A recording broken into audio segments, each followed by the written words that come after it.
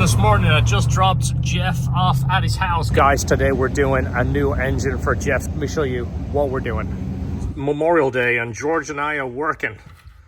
So just in case you think I am a slave driver, we get, how many days off a year, George? We get 1 day a month off. I don't count, there's a lot of them. And then 3 weeks paid vacation, plus the 12 days. So that's almost 5 weeks a year.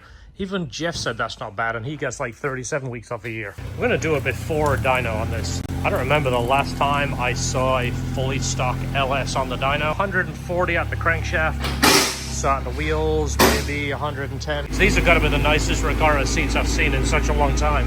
I don't know where Jeff got these. He's probably been storing them for years. So we're at 94 degrees on the dyno today. We're not using wideband because we can't change it, and then there's no sense in changing. We're just going to get a base run. All right, ready when you are, George.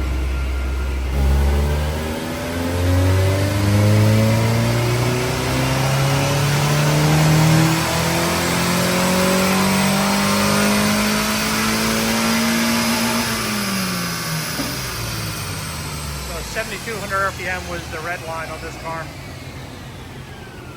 See our results. You ready? 119. What did you say? Wow, I think you nailed that one. This was the last car. This one is done. Let's start a fresh list. That's pretty much the list. The new engine, the LHT Trans, Mugen Twinloop, and dyno, so we have an after. These are a blast from the past. These are the exact pulleys that came off my ITR. And this was my ITR on the cover of Turbo magazine. For you guys that don't go back that far, they're the custom brackets that I can show you at any time because I bought the car back and kept those brackets. There is the underdrive pulley. There it is. There's the power steering pump from 2004. So you took the ITR apart, you sold the motor to Jeff. These were in Jeff's car. That's right. Then they were swapped into Jeff's car, which was the red Integra, when it was gray. And then it was painted red. These pulleys stayed in the car. That's right. So they're going back to Jeff again. They're going back to Jeff. So Jeff is technically, yeah, I forgot. Jeff has owned these. His silver coupe with the teal wheels. Yeah. Wow, it's a complicated web. The flywheel that we had put aside for him, I noticed it had some bad areas on the teeth, so I decided against it and bought him a lightweight ACT flywheel. We didn't have the factory Honda nuts, so I just found these at the parts store. These are by Dorman. They look very, very similar to the Honda ones. They're gold, and they have a flange.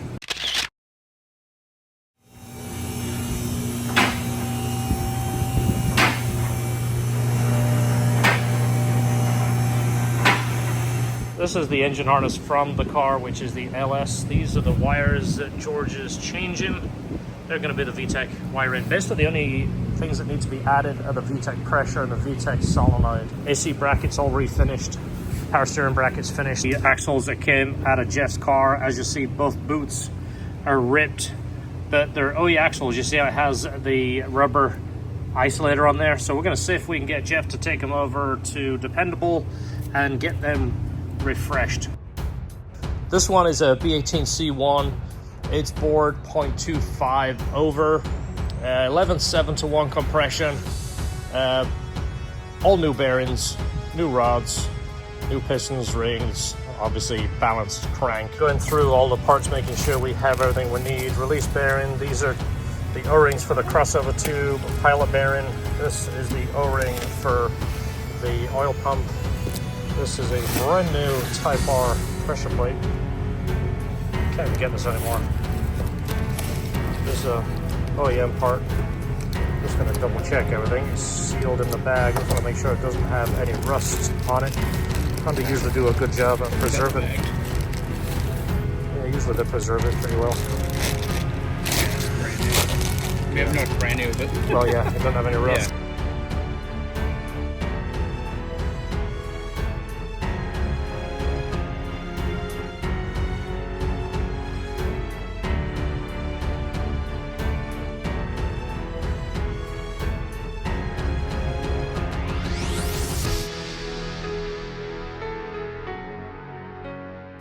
So we just got this back from our friend John Vega from Faribault. Look at this. You say we don't recycle? We sent him this box. We sent him this bubble wrap. And this bubble wrap was sent to us from somebody else. You know, talking about recycling. This is an ECU he did. about 18 years ago, and we sent it back to him to have 300 put in there. This hose looks a little sketchy. This is the low hose. The upper one was even worse. It was crunchy. When you squeeze it, you can see how much junk is in there. We've got new hoses coming. Couldn't get aftermarket ones. One of the ones from Honda is discontinued, and one of the aftermarket ones is impossible to get. So I just ordered a pair from Skunk 2. So they will look nice, and they will match the way we're going right here. This is all together. I didn't show everything on the build, but we did clean up that intake manifold. The Skunk 2 manifold is pretty good, but there was a little bit of a bump in there. We took all that out, refinished this. S2000 injectors, I like those because they're 310cc's as opposed to 240, which comes in the B. Gives you about another 50% fuel capacity, which is good on a semi-built motor. All these sensors this has to be calibrated once it's plugged in and powered up. We can put the harness on.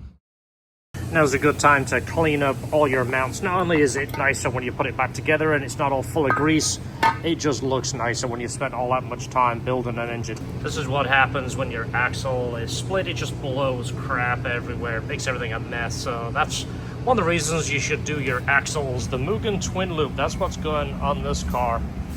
That is the factory system. You see the difference in pipe size right there. The way the Mugen exhaust is, this actually is a different size on the back side of the resonator. You see how much bigger it is right there. So if you heard this in the early in the video, you had a bit of an exhaust leak. That is it right there. It's just rusted through. That's full of rust too. So I think that will conveniently find itself in the dumpster.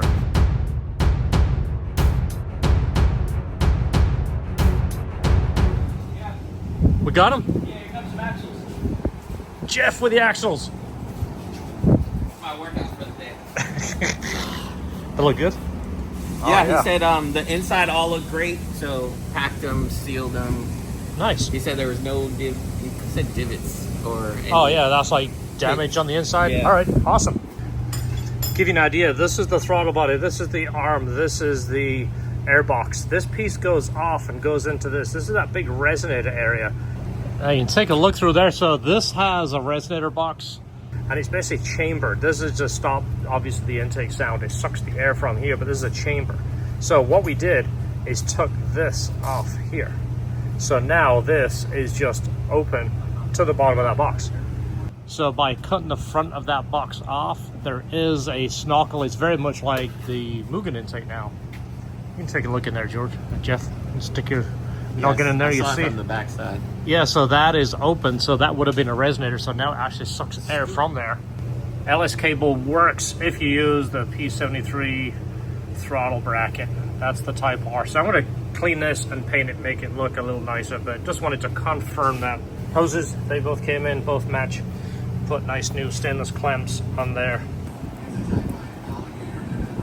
There's the lower airbox. I just cleaned that. This is the tube he supplied. It's a Type R tube.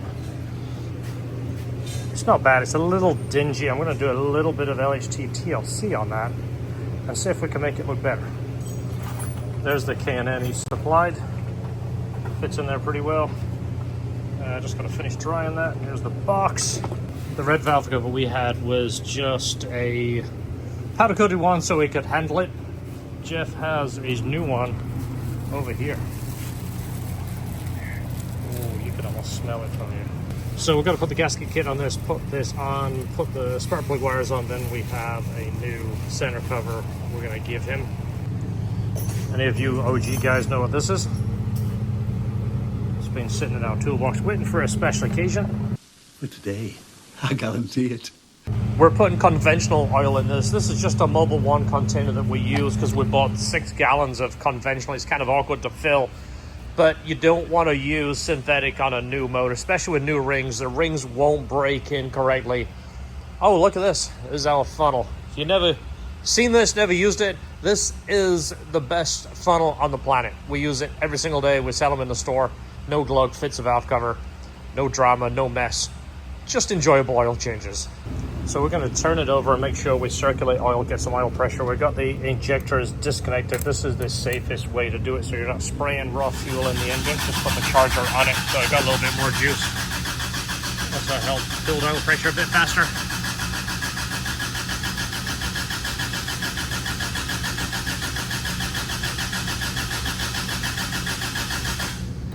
goes. All right, let's plug the injectors in. Hit the key and we'll start her. So once it runs and gets a little bit of temperature, one of the things we have to do is to set the TPS voltage and adjust the timing, which is right there for you old school guys. Use a dinosaur timing light. Nice thing about S2000 injectors, they plug directly into the harness. Yeah, you want to hit it? There she goes. Very first startup. So we're gonna go over everything. Look at the fuel. This is just a map that I've used in the past. It should be pretty close.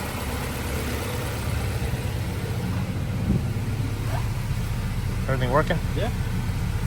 The idle's kind of low, isn't it? First cold, yeah. Yeah, I might have to play around with that cold start.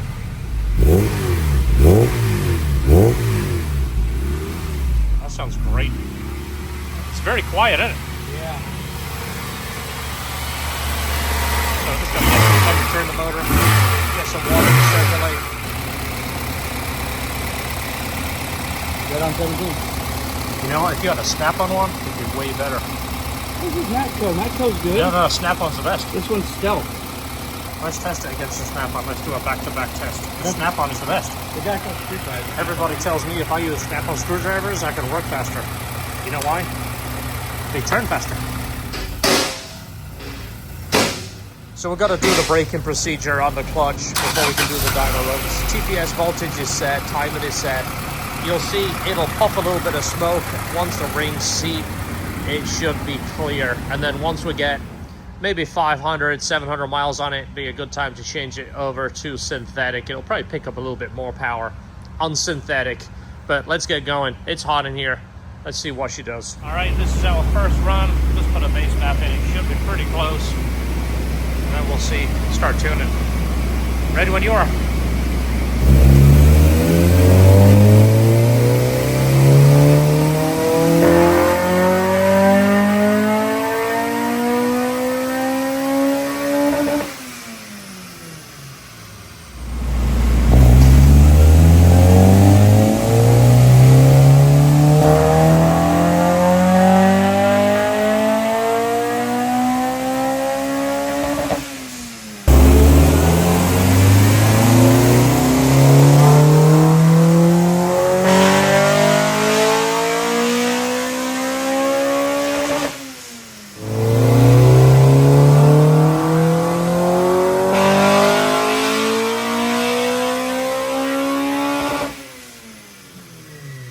It is hot as all. We're going to go ahead and get some sound clips of this on the street.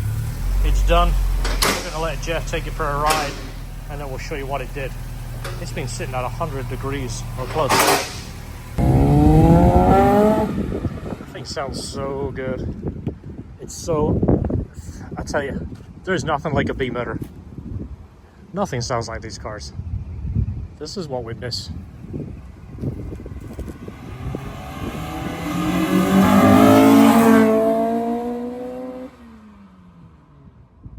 That is so cool. That's supposed to be removed by a customer. He's watching. All right, let's get the key. I gotta let you hear this thing start up. It looks amazing. It looks awesome, doesn't it? This is John pulled the car, and are you George? He must have. It must be me. It's got the tall setting.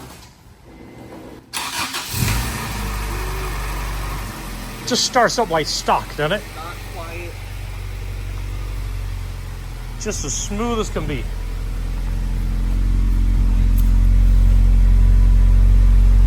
Nice. All right, I'll tell you what, I'll let you go up down the street a couple of times and come back and tell us what you think. All right.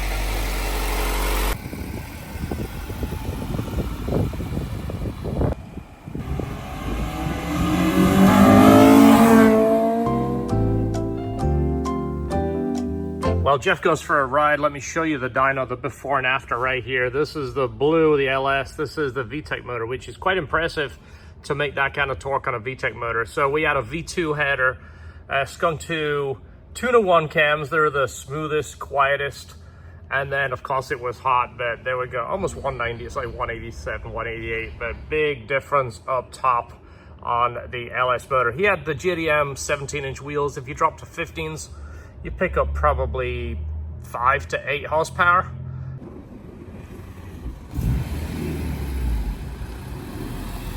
How is it? Perfect. Is it good? It's so good. It's like whisper quiet, and then VTEC is like, oh. It's a different animal when VTEC engages in it. Yeah.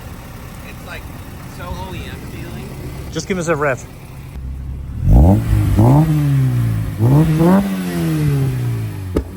Whoa, a little backfire too. Wait a second, I didn't charge for that crackle. Crackle tunes are extra. Yeah, it's perfect. That's awesome. It sounds so good. Yeah, it's like so OEM feeling, but like the extra power. Yeah. That was pretty much what we talked about. That's what you wanted, right? Yep. Time to go clean it. Yeah. Yeah, we'll give it a quick wipe over, but it was so hot yesterday. Yeah. We were like, once everything was done, we're happy. We're like, we got to come back over this shop and cool off. All right, Jeff. Thanks for the Perfect. business. Thanks, LHT Performance. We'll see you again at the Awesome. next car show near you. You'll see Jeff in the VTEC LS. All right, guys, thanks for watching. If you like the video, hit subscribe. I'll put it right there. The engine, transmission, computer, shift linkage is for sale. I'll put the information in the description if you want to get a hold of Jeff. He's going to sell that. It'd be a perfect motor for one of you guys. Timing belt, water pump, clutch was all done about a year ago. And as you saw, the dyno makes good power. So Jeff and I have been friends since 98, 99, somewhere around there. And we've done car trades back and forth. I've sold him cars, I've sold him engines, I've built cars, we've sold cars back and forth. All right, so I had to share this with you. This is an old picture of me on the left, Esther on the right at the CRX meet about 27 years ago. And then this picture I just found, this was a hatch that we built for Jeff with a Type R motor and a turbo. This is in 1998. There's Jeff there on the right. And if you look who's standing right next to him, that's Esther. This is some of the history that if you're a new school guy, you don't know what's going on with LHT. We've been doing this a long time, and some of my longtime friends have been friends for almost 3 decades. It's crazy. I've got a lot of history with cars and friends. I love what I do. I work on cars every day. It's my true passion. If you meet me, if you meet the people around me, you'll get it. These guys I've known 20, 30 years, which is crazy. I've spent more of my life in America than I have in England. I never thought this would happen. I know I'm getting soppy at the end of the video. If you don't want to hear it, we'll see you in the next video. But if you do, be good to the people around you. These people are it's almost like your family. The people that you choose and the people that choose you, you're very lucky to have that. Family, you're just kind of thrown in a mix. Hey, these are your family. You share the bloodline. The people that choose you and choose to hang around with you, that's a big deal. So be good to them. They'll be good to you. If they call you at 2 a.m. and ask for change for $1, you just go with every denomination you can to make change for $1. If you know that reference from past videos, you'll know what I'm talking about. Thanks for watching. See you in the next video. And as I always say, hold it right there. The video doesn't end yet. There is a little bit more to this video. As much as I don't like robbing Peter to pay Paul, this is more like a borrow of John to loan to Jeff. So I'm going to take the S300 out, leave it here, take the ECU to Jeff, put his S300 in this ECU so he's back up and running. So I'm headed to Jeff's right now. I got the ECU. Ironically, this is the road where I broke down the last time I had an old P28 in the CRX, and George came to my rescue. So if you didn't see the video, Jeff's car, we just finished 2 days ago. We did the VTEC motor, took his LS out, built him a VTEC motor, put it in, and it's been running perfect. And all of a sudden he calls me this morning. The dreaded check engine light stays on, no fuel output, no beep, no fuel pump priming, just it's dead. So it's the output on the ECU. All right, swap the S300 over. This is the CRX ECU. Let's go ahead and cycle it first. Let's make sure the check engine light comes on and goes off. Yep, go ahead and hit it. Nice. What's that squeaking? When did that start? I wasn't doing that before.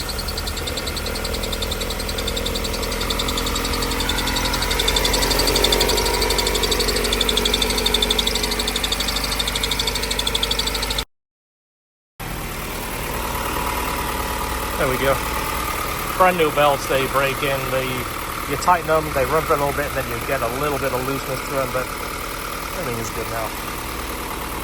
So I don't always make house calls, but I did today, because my wife is taking the kids out, and I basically have nothing else to do, so I'd much rather do car stuff than have nothing else to do. All right, you're up and running again, Jeff. It was either this or go do stuff with my wife and the kids, go shopping. All right, so Jeff's car is up and running. Just like I say, I enjoy what I do, so it's not working. It's like, you know, just hanging out. So I guess I can say it once again, I'm so lucky to do what I do when it's a Saturday and I'm not upset that I'm working. Not to mention, my wife is hanging out with the kids, taking them shopping, and I'm not the best guy to go shopping with. I'm a good guy to go buying with. If you want to go shopping, you want to buy a car, you want to buy a stereo, you want to buy a new pair of shoes, you want to buy a pair of jeans, I'm a buyer. Let's go to the store that sells that item, let's get the best possible deal and leave. I don't want to look at 50 pairs of jeans. If the first pair of jeans fit and we can afford them, home. Who can relate?